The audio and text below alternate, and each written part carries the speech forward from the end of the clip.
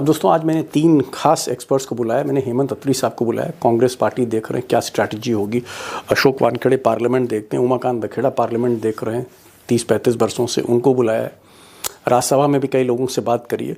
इस खबर पे तो मैं आऊँगा, लेकिन मैं एक चीज़ फिर से स्पष्ट कर रहा हूँ कि मेरा टेक क्या है। मेरा टेक ये है कि उपराष्ट्रपति, वाइस प्रेसिडेंट ऑफ इंडिया, अगर इन पर अविश्वास प्रस्ताव आ रहा है, इन पर निष्पक्षता का आरोप लग रहा है, अगर उंगली पहली बार हम अपने देश के वाइस प्रेसिडेंट पर लगा रहे हैं, तो आप सोच सकते हैं कि देश किस दिशा में आगे बढ़ रहा है। दुर्भाग्यपूर्ण है मेरा टेक ये। ऐसा ना होता तो बेहतर होता, लेकिन विपक्ष का कहना है कि साहब अति हो गई थी, इसलिए मजबूरी में ये कदम उठाना पड़ा। बहरहाल जो भी है, बात करते हैं अपने एक्सपर्ट्स। और यही मैं इस सवाल पूछना चाहूंगा हेमंत अत्री जी से। अत्री साहब, आप तो बहुत पहले से देख रहे हैं इनको, ये तो आपके इलाके के हैं साहब, और आप धनखड़ साहब को तब से देख रहे हैं जब ये जनता दल में थे, फिर जनता दल छोड़ के कहीं ये फिर कांग्रेस में चले गए, फिर कांग्रेस के टिकट से लड़ा, फिर हारे, फिर घूमते घामते एक दरवाजा बंद दूसरा दरवाजा खोलते हुए बीजेपी में चले गए। 2016 में मोदी ने इनको लीगल हेड बना दिया। ऐसे कौन से सुर्खात के पर लगे थे कि जो आदमी को टिकट नहीं मिल रहा था लोकसभा में, उस आदमी को गवर्नर बना दिया, गवर्नर के बाद वाइस प्रेसिडेंट ऑफ इंडिया बना दिया। मोदी जी को ऐसा कौन सा टैलेंट दिख गया, ऐसे कौन से सुर्खात के पर दिखे, ये बताइए, ऐसी क्या वजह है? दीपक जी, मूल रूप से धनखड़ साहब झुंझुनू के रहने वाले हैं, राजस्थान के। ओके, आपके पड़ोस रहने वाले हैं जी। और इन्होंने घाट घाट का पानी पिया है राजनीति में। ये ऐसे नहीं है कि घाट घाट का पानी पीकर तजुर्बेकार आदमी, हर पार्टी में रहे हैं। चौधरी देवीलाल के भक्त हुआ करते एक जमाने में, केंद्र में उप मंत्री रहे थे, आपको याद होगा, विधायक भी रहे हैं कांग्रेस पार्टी के। उसके बाद इन्होंने वकालत भी की है, और उसके बाद ये आरएसएस के थ्रू होते हुए बीजेपी के अंदर जाके पदस्थापित हो गए उनकी लीगल सेल के अंदर। मूल रूप से अगर आप जानना चाहें तो ये पीआर के आदमी, और पीआर के आदमी की क्या खासियत होती है। आप कब से जानते हो इनको, धनखड़ को? धनखड़ साहब को जब ये उप मंत्री थे तब से इनकी चर्चा हम लगातार सुनते हैं, देखते हैं। चौधरी देवीलाल विलिंगडन क्रिसेंट में रहते थे, ये जो राम मनोहर लोहिया हॉस्पिटल के पास में, तो यहाँ वहां पर ये अक्सर पाए जाते थे, अक्सर। अच्छा, चौधरी देवीलाल के यहाँ बैठकी करते थे ये? नहीं, बैठकी तो हम करते थे, ये तो सेवकों में होते थे वहां पर। ओह, अरे बाप रे बाप। लखेड़ा साहब भी होते थे वहां पर, तो बहुत सारी चीजें हैं। तो बेसिकली ये पीआर के आदमी है, और पीआर के आदमी की एक खासियत होती है, उसको ये पता होता है कि तेरे बॉस को क्या चाहिए। तो कहने को तो ये देश के उपराष्ट्रपति हैं, संवैधानिक पद नंबर 2 पर पद स्थापित है, लेकिन ये बॉस आज भी मानते हैं, संविधान को नहीं मानते, ये मोदी जी को ही मानते हैं। और मोदी जी की क्या चाहत है, नात पसंद है, वो इनको बहुत अच्छे से पता है।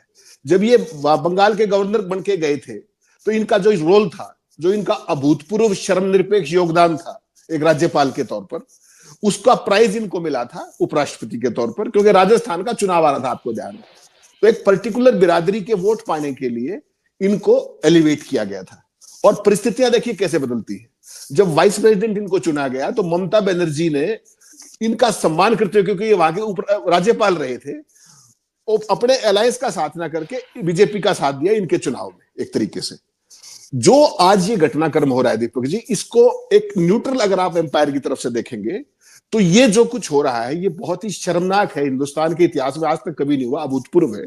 लेकिन ये अर्जित किया है, ये अर्जित किया है जयदीप धनखड़ ने अपने व्यवहार से।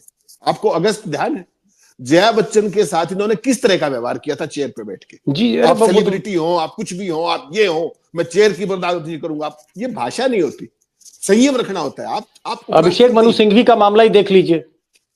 अभिषेक मनु सिंघवी का तो कमाल है साहब। आप 2200 करोड़ रुपए की रिश्वत का मामला, जिसमें इंडाइटमेंट फाइल हो चुकी है, उसकी चर्चा नहीं करेंगे। 50,000 रुपए का एक प्लांटेड मामला, जिसकी कोई भी क्रेडेंशियल्स नहीं है, उस पर आप सदन में चेयर पर बैठ करके और सदस्य का नाम ले रहे हैं विदाउट एनी क्रेडेंशियल्स। तो ये एक खास तरह का, अच्छा आज तो कमाल ही कर दिया, आज उन्होंने सारी नहीं, तो आप क्या कहना चाह रहे हैं कि अभिषेक मनु सिंघवी का नाम नहीं लेना चाहिए था जगदीप धनखड़ को? जब तक आपका कोई इस तरह की चीज स्टैब्लिश ना हो, आप नाम कैसे ले सकते हैं? और जो कांग्रेस पार्टी के अध्यक्ष है, विपक्ष के नेता है राज्यसभा में, उन्होंने इस बात पे आपत्ति की, क्या आप ऐसे नाम मत लीजिए, पहले तथ्यों को स्टैब्लिश कीजिए, सबूत जुटाइए, उसके बाद नाम लीजिए। और ये सच भी है, वो पैसे तो किसी के भी गिर सकते हैं। आपकी सीट पर मैं भी तो बैठ सकता हूं दिन में आकर के, मेरे भी तो गिर सकते हैं, अगर हम इसको ब्लैक एंड व्हाइट में ले लें तो। और आज जो जगदीप धनखड़ ने किया है, उसकी तो आप कल्पना नहीं कर सकते दीपक जी। आज जो जॉर्ज सोरोस वाला मामला था, आप अडानी का नाम लेते ही तो nothing is going on record. और शून्य काल के दौरान विपक्ष के खिलाफ जॉर्ज सोरोस का कथित मामला, वो है कि नहीं है पता नहीं है, गॉड नोस, और उस पर बीजेपी के सांसदों को कोई किसी ने नोटिस नहीं दिया, कुछ नहीं, आप नाम ले लेके कह रहे हैं कि आप बोलिए आप बोलिए। आपका क्या मतलब था कि आप विपक्ष को डिमीन कर रहे थे, विपक्ष को सरकार के इशारे पे कर रहे थे। शून्य काल में 2 मिनट का समय होता है बोलने का हर एक आदमी को, आप कर क्या रहे थे वहां पर?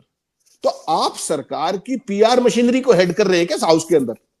आप अभी तक देखिए पूरा जो सेशन चल रहा है अब तक, विपक्ष के नेता है खड़गे साहब, उनको नहीं बोलने देते, किसी को नहीं बोलने देते।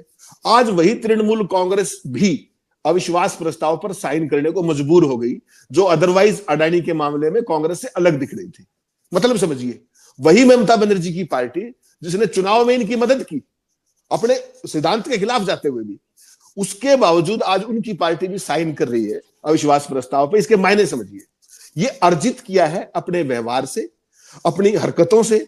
उन्होंने जो इस दायस में बैठ के कहा है, आप दीपक जी सोच नहीं सकते कभी उन्होंने क्या क्या कहा आरएसएस के बारे में। आरएसएस ये है, आरएसएस वो है, आरएसएस के बारे में मैं ये नहीं सुनूंगा। मतलब आप वहां पर आरएसएस के पीआर है क्या? चेयर का काम ये होता है क्या? बीजेपी ये बात कहीं समझ में आती है। जितने भी एक जो संवैधानिक परंपराएं, मान्यताएं, मर्यादाएं होती है, एक बताइए मुझे जो धनखड़ ने नहीं तोड़ी हो, एक। तो उन्होंने ये अर्जित किया है और विपक्ष को मजबूर किया है। सबको पता है कि ये नो कॉन्फिडेंस मोशन थ्रू नहीं होगा, 14 दिन का नोटिस है, ठीक बात है, लेकिन इसका जो मैसेज जाएगा डाउन द लाइन, आप देखिए विपक्ष को किस तरीके से तमाम राज्यों में चुनाव हरवा दिया चुनाव आयोग ने। उसके बावजूद भी उन्होंने संयम रखा, और राजीव कुमार जैसे व्यक्ति के खिलाफ भी वो नो कॉन्फिडेंस मोशन अब तक लेके नहीं आए। तो आप रिटायर हो जाएंगे 2 महीने बाद।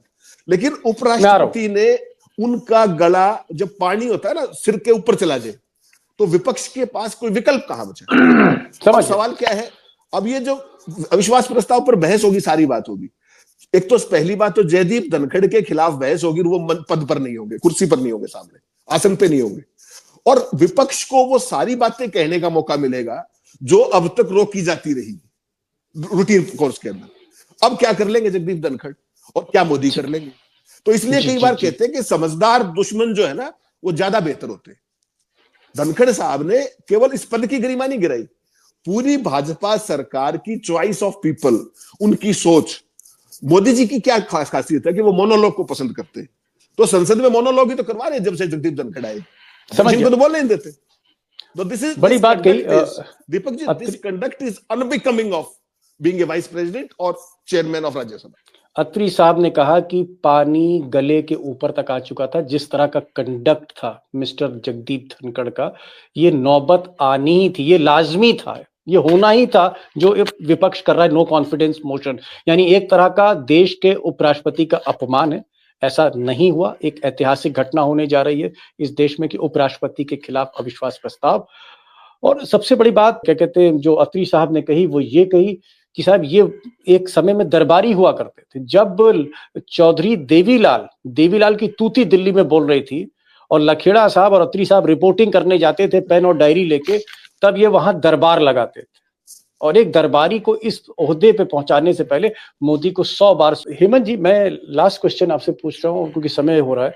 क्या कांग्रेस में मल्लिकार्जुन खड़गे, सोनिया गांधी, राहुल गांधी, जयराम रमेश, जितनी सीनियर लीडरशिप है, क्या उनकी बातचीत चल रही है? तृणमूल के साथ बातचीत चल रही है, समाजवादी पार्टी के साथ बातचीत चल रही है, शरद पवार के साथ, उद्धव ठाकरे के साथ, स्टालिन के साथ, बाकी जो भी विपक्ष के लोग हैं, हेमंत सोरेन से लेकर अखिलेश यादव तक, क्या सबसे बातचीत हो रही है? और व्हाट इज द रिस्पॉन्स? विपक्ष का मूड क्या है? नहीं देखिए दीपक जी, अभी तक ऑफिशियली किसी ने भी इस बारे में कोई शब्द नहीं बोला है ऑफिशियली, लेकिन जो इंटरनल सोर्सेज हैं वो ये है कि खड़गे साहब इस सारे मामले को कोऑर्डिनेट कर रहे हैं थ्रू जयराम रमेश, और 70 सिग्नेचर हो चुके हैं अभी तक। जब हम बात कर रहे हैं तो 70 सिग्नेचर हो चुके हैं। इसकी टाइमिंग इंपॉर्टेंट है। इनिशियल दिमाग में ये था, जब मैं आपके पास शो पे आया उससे पहले मैंने बात की, तो पहले प्लानिंग ये है कि कल ही नोटिस मूव कर दिया जाए नो कॉन्फिडेंस मोशन, लेकिन उस पर डिपेंड करेगा कि एक ओवरऑल ब्रॉड अंडरस्टैंडिंग आज रात को क्या बनती है, जब सारे लोग आपस में कॉन्फ्रेंस कॉल टाइप की बात करेंगे और किस तरीके से, क्योंकि हाउस का टाइम अभी कम रह गया, हाउस का सेशन खत्म होने वाला है और 14 दिन का क्लियर कट मैसेज चाहिए एज पर संविधान। अब समस्या क्या है कि जो विपक्ष का जो खेमा है पूरे का पूरा, वो बेशक अडानी के नाम पर बेशक बट जाए, लेकिन धनखड़ साहब ने यहाँ पर किसी दल को नहीं बख्शा है जो विपक्ष में है। सबके सांसदों के साथ वही सब नाराज तो कांग्रेस के साथ करते हैं। देखिए, एक चीज आपको देखनी पड़ेगी दीपक जी, आपको थोड़ा सा याद दिलाता हूं मैं। जो हिंदुस्तान के संविधान में स्पीकर की या चेयरमैन की जो पद है ना, वो सदन के अभिभावक का पद है। वो उस पर सबसे बड़े, सबसे ऊंचे आसन पर बैठते हैं और उनका काम संसद के सदस्यों के अधिकारों का संरक्षण करना है। और विपक्ष के अधिकार ज्यादा, क्योंकि उस पर होते हैं फायरिंग लाइन में, तो उसका संरक्षण ज्यादा जरूरी है। एक छोटी सी बात आपको याद दिलाऊं, उत्तर प्रदेश के मुख्यमंत्री योगी आदित्यनाथ गोरखपुर के सांसद थे और सोमनाथ चटर्जी साहब चेयर पे थे लोकसभा में। आपको याद है कैसे फूट फूट के रो रहे थे? और रो रहे थे अभिभावक के नाते सोमनाथ चटर्जी ने, योगी रो रहे थे जी। योगी बिलक रहे थे, रोना नहीं कहते उसको, बिलक रहे थे वो संसद के अंदर कि साहब मुझे मार देंगे, मुझे ये कर देंगे। और आप वो सीन याद कीजिए जब सोमनाथ चटर्जी ने एक अभिभावक के नाते उसने कहा जब तक मैं यहां बैठा हूं आपको कुछ नहीं होगा, आई एंश्योर, आई गारंटी यू। ये होती है चीज, उस पद की गरिमा। चाहे विपक्ष के सांसद थे वो और सबसे मुखर सांसद थे, कंट्रोवर्शियल भी थे, उसके बावजूद भी सदन के अभिभावक के नाते उनका क्या रोल रहा है। बड़ी बात देखिए, अब आप देखिए, बिग बड़ी बात आपने कही। एक मिनट, बड़ी बात आपने कह दी हेमंत अत्री। उन्होंने कहा कि सदन में स्पीकर का काम, अध्यक्ष का काम है कि अगर कोई रो रहा है तो उसके आंसू पोंछो। लेकिन यहां तो अध्यक्ष खुद रुला रहे हैं, खुद ही रुला रहे हैं वो जी, खून के आंसू रुला रहे हैं। वो सीन क्रिएट करने की क्या, देखिए मैं बताता हूं आपको, इसके पीछे एक मानसिकता है। पिछले कुछ दिनों से इनको राष्ट्रपति बनने का चाव, इनके जीवन की आखिरी इच्छा है राष्ट्रपति बनना। राष्ट्रपति बनने के लिए मोदी जी के दिमाग में कुछ और है, कमिटमेंट्स भी कुछ और है। आपके एक पूर्व सीजीआई साहब को भी इस तरह की मन कर रहा है कि वो भी बन जाए, शायद उनकी भी इच्छा है। तो इस देश में इच्छा बहुत है।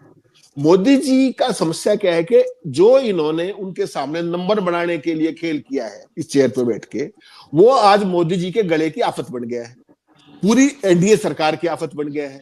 भाजपा के लिए आज शर्मनाक स्थिति ये हो गई है कि वो कैसे डिफेंड करेंगे, how will they defend the chair. और ये चेयर पर होंगे नहीं, क्योंकि इन्होंने, इनके तो एक रेफरेंस दिया जाएगा ना कि इन्होंने उस मामले में ये किया, उस मामले में ये किया, तो they will be defending the indefensible conduct. इस कुर्सी का जो व्यवहार है, वो जो धनखड़ साहब ने किया है, वो व्यवहार सबसे बड़ा शपथ आप किस बात की लेते हैं? जब आप संविधान की शपथ लेते हैं कि विदाउट फियर और फेवर, तो इनका तो favour open and shut case है, ब्लेटेंट है। जिस तरीके से फेवर करते हैं और जिस तरीके से विपक्ष को रोकते नहीं, हड़काते और डिमीन करते हैं, वो अपने आप में इस देश में ना देखा गया ना सुना गया किसी भी चेयर के द्वारा, किसी भी हाउस में। अपमानित करते हैं और कहीं ना कहीं उनका जो कंडक्ट है उससे समूचा विपक्ष जो है वो